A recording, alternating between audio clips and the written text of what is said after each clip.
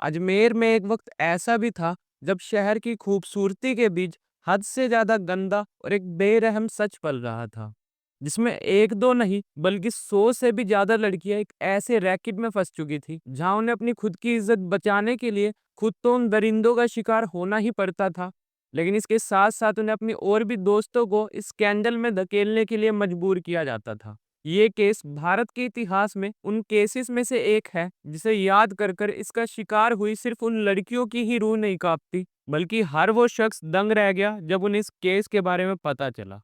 दी Ajmer scandal. जय हिंद। मेरा नाम है अनुराग शर्मा और स्वागत है आपका एक नई वीडियो में। अजमेर एक शहर जो अपनी दरगाह अजमेर शरीफ के लिए जाना जाता है। ये दरगाह भारत के मुसलमानों के लिए एक इम्पोर्टेंट तीर्थ स्थल है जहाँ कई सारे हिंदू भी जाते हैं। अब आपको यहाँ थोड़ा अजमेर शरीफ की हिस्ट्री के बारे में भी जान लेना चाहिए ताकि आपको आगे चीजें समझने में आसानी हो सके। तो ये दरगाह सूफी सेंट और फिलोसफर मोइनुद्दीन चिश्ती की दरगाह है जिसे 1200 एडी में बनवाया गया था, लेकिन उनकी मौत के बाद ये दरगाह उनके फॉलोवर्स ने संभाली।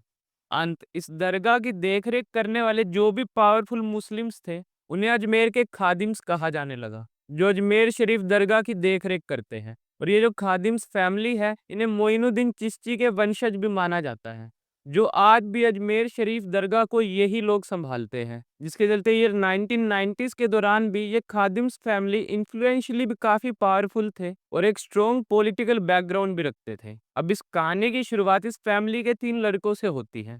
Farooq Chishti, president of Ajmer Indian national Congress. Anwar Chishti, joint secretary of Ajmer Indian national Congress. Nafees Chishti, vice president of Ajmer Indian national Congress. अब आपको इस बात से अंदाजा लग गया होगा कि वो इस इलाके में कितना दबदबा रखते थे और उनकी कहाँ कहाँ तक पहुंच थी। इस कहानी की शुरुआत इन तीनों लड़कों से ही होती है, जिसके तार सोफिया सेकेंडरी स्कूल से जुड़े थे, जो कि एक गर्ल्स बोर्डिंग स्कूल है जहां उस वक्त 2000 से भी ज्यादा लड़कियां पढ़ा करती थी। लेकिन अब आपका यहाँ सवाल होगा कि इन तीनों नौजवान लड़कों का, जो इतने इन्फ्लुएंशियल और पावरफुल पॉलिटिकल बैकग्राउंड फैमिली से थे, उनका इन स्कूल की लड़कियों से क्या कनेक्शन। लेकिन असल कहानी की शुरुआत तो यहीं से ही होती है। दरअसल फारूक चिश्ती, जो इंडियन नेशनल कांग्रेस से अजमेर का प्रेसिडेंट था, वो इन स्कूल गर्ल से इंटीमेटली इन्वॉल्व था। फारूक, जो उस वक्त अपने अर्ली 20s में था, वो इन 14-15 साल की लड़कियों से दोस्ती करता और उनका ट्रस्ट गेन करता। इसीलिए उसे इन लड़कियों से दोस्ती करने में या उनका भरोसा जीतने में ज़्यादा दिक्कत नहीं होती थी। लेकिन जैसे जैसे उनकी बातचीत आगे बढ़ने लगी और वो रेगुलरली मिलने लगे, तो एक दिन फारूक ऐसे ही एक लड़की, जिसका नाम आप आशा मान लो, क्योंकि किसी भी लड़की का रियल नेम रिवील करना शायद मुझे नहीं लगता ठीक होगा। तो एक दिन फारूक आशा को शहर घुमाने के बहाने अपने फार्म हाउस ले आया, जो एक आइसोलेटेड जगह पर था और वहां ज्यादा कोई आता जाता भी नहीं था। फारूक पहले तो उससे यहाँ वहाँ की बातें करता है और अपना फार्म हाउस घुमाता है, लेकिन वो उसे फार्म हाउस घुमाने के बहाने एक अंधेरे कमरे में ले गया, जहाँ उसके साथ ब्रूटली रेप किया जाता है।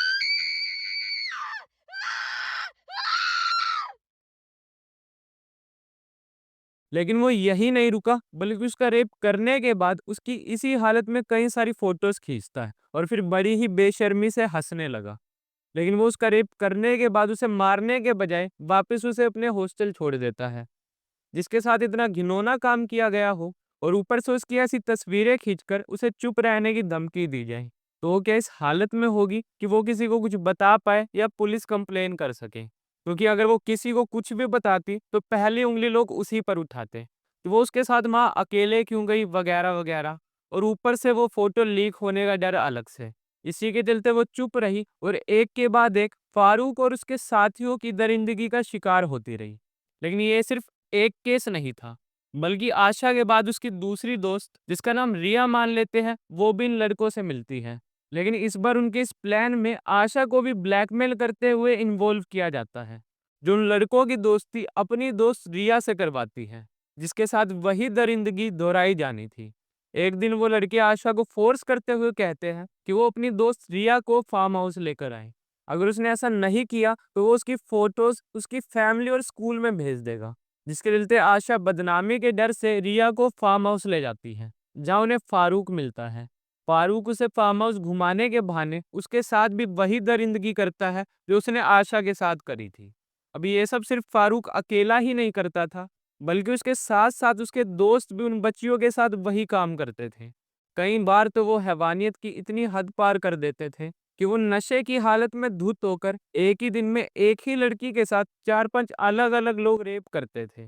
रिपोर्ट्स के मुताबिक उन लड़कों ने स्कूल और कॉलेज की करीब 100 से भी ज़्यादा लड़कियों के साथ ऐसा किया। इनफैक्ट कई रिपोर्ट्स में नंबर 250 से 500 भी बताया जाता है, जिसमें टोटल 18 लोग शामिल थे जो इन लड़कियों के साथ ये सब कर रहे थे। उन लड़कियों के साथ ये सब लगभग 2 साल तक चलता है और उन्हें डर के मारे ये सब चुपचाप सहना पड़ता था। फारूक चिश्ती की गैंग से कभी कोई तो कभी कोई, जिसका जब मन करता था किसी भी लड़की को वो फार्म हाउस बुला लेते थे। अब उनका इतना स्ट्रॉन्ग और पॉलिटिकल बैकग्राउंड होने के कारण किसी भी लड़की ने पुलिस कंप्लेन करने की हिम्मत तक नहीं की। लेकिन फिर धीरे-धीरे सोफिया सेकेंडरी स्कूल की लड़कियां सुसाइड करने लगी। अब एकदम अचानक से एक के बाद एक ही स्कूल की लड़कियां सुसाइड करने लगे, तो ये एक अलार्मिंग सिचुएशन तो थी। लेकिन फिर भी इस पॉइंट ऑफ टाइम पर ज़्यादा कुछ हुआ नहीं और इसे सीधा सिंपल सुसाइड केस डिक्लेयर करते हुए केस क्लोज कर दिया। मे बी शायद इसके पीछे भी फारूक चिश्ती या उनके मेंबर्स का ही हाथ हो, तो वो पॉलिटिकली तो काफ़ी स्ट्रॉन्ग ही थे और उनके लिए किसी भी केस को बंद कराना कोई बड़ी बात नहीं थी। लेकिन शॉकिंग बात ये है कि इतने सुसाइड्स होने के बावजूद भी वो लड़के रुके नहीं और बाकी दूसरी लड़कियों का इसी तरह रेप करते रहे और सिचुएशन इतनी वर्स हो गई कि एक पॉइंट पर तो फारूक चिश्ती गैंग से अलग जो अजमेर के लोकल लोग थे वो भी उन्हें ब्लैकमेल करते हुए उनका रेप करने लगे। दरअसल हुआ क्या कि ये जो फारूक चिश्ती और उनके गैंग मेंबर्स थे, वो उन लड़कियों की जो फोटोज खींचते थे, वो उन्हें निकलवाने के लिए भरोसा कलर लैब में अपना कैमरा भेजते थे, जिससे वो फोटोज ली गई थी। तो वहाँ के एम्प्लॉयज भी इन तस्वीरों को देखकर दंग रह गए और उन्होंने अपने लिए भी इन फोटोज की कॉपीज निकलवा ली। इतना ही नहीं, बल्कि वो इनकी और भी कॉपीज बनवाकर इन्हें दूसरों को बेचने लगे। इनफैक्ट साल 2000 तक भी लोग उस भरोसा कलर लैब में जाकर उन तस्वीरों को देखने के लिए पैसे दिया करते थे। अब धीरे धीरे फोटोज खादिम फैमिली के कुक, ड्राइवर और सिक्योरिटी गार्ड जैसे अलग अलग लोगों तक पहुंचने लगी। तो वो भी इन फोटोज का इस्तेमाल कर कर उन स्कूल और कॉलेज की लड़कियों को ब्लैकमेल करने लगे। तो अब उन लड़कियों को ना सिर्फ फारूक और उनकी गैंग, बल्कि वहां के रहने वाले लोकल लोग जैसे कि ड्राइवर, कुक, सिक्योरिटी गार्ड, जो भी भरोसा कलर लैब जाता, इवन उस लैब के एम्प्लॉयज भी उन लड़कियों को ब्लैकमेल करते। लेकिन जब कुछ लोकल रिस्पॉन्सिबल लोगों तक ये फोटोज पहुंची, तो उन्होंने इन फोटोज को लोकल न्यूज़पेपर तक पहुंचाया। लेकिन उन न्यूज़पेपर के स्टाफ ने भी उन्हें ब्लैकमेल करना शुरू कर दिया। वो मासूम स्कूल कॉलेज जाने वाली लड़कियां इस तरह से इस दलदल में फंस चुकी थी, जहां से बाहर निकल पाने का उन्हें कोई रास्ता नहीं दिखाई दे रहा था। क्यों? क्योंकि स्कैंडल में नीचे से लेकर ऊपर तक जिन्हें भी वो फोटोज मिलती, वो उन्हें ब्लैकमेल करना शुरू कर देते। लेकिन यह सवाल ये उठता है, क्या इतने सारे लोगों में से एक भी ऐसा नहीं था जिसे वो फोटोज मिली हो और वो एक्चुअल में इन बच्चों की मदद करने की कोशिश करे? तो इसका जवाब है हाँ, कुछ लोग थे जो एक्चुअल में उन बच्चों की मदद करना चाहते थे, लेकिन वो चाहकर भी कुछ नहीं कर सकते थे, because the reason is religion. इस स्कैंडल के जो भी मेन एक्यूज थे वो सभी मुस्लिम्स थे और उनका शिकार हुई ज्यादातर लड़कियां हिंदू, उसमें कुछ मुस्लिम लड़कियां भी थी।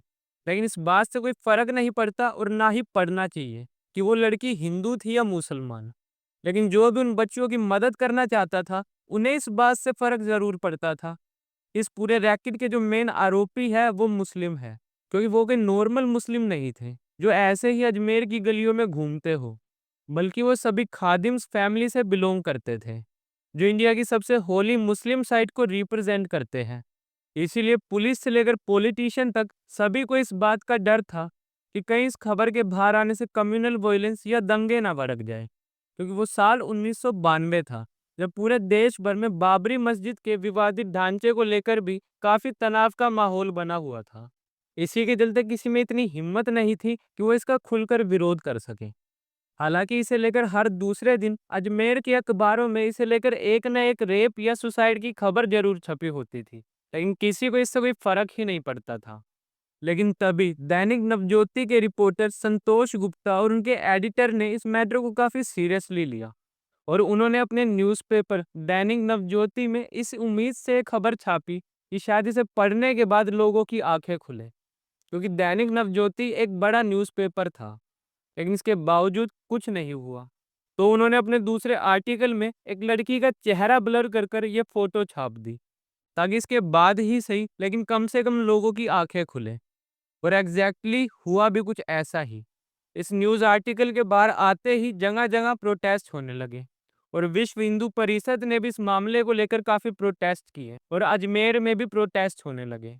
जिसके बाद जाकर फाइनली इस केस की इन्वेस्टिगेशन शुरू हुई और उन्हें इंसाफ मिला। शायद ऐसा कहना तो थोड़ा मुश्किल होगा, क्योंकि ये केस इतने सालों बाद भी आज भी चल रहा है, जिसमें कुछ एक्यूज़ को तो सज़ा सुना दी गई, लेकिन अब भी कई सारे आरोपी ऐसे हैं जो आज भी खुले बाहर घूम रहे हैं।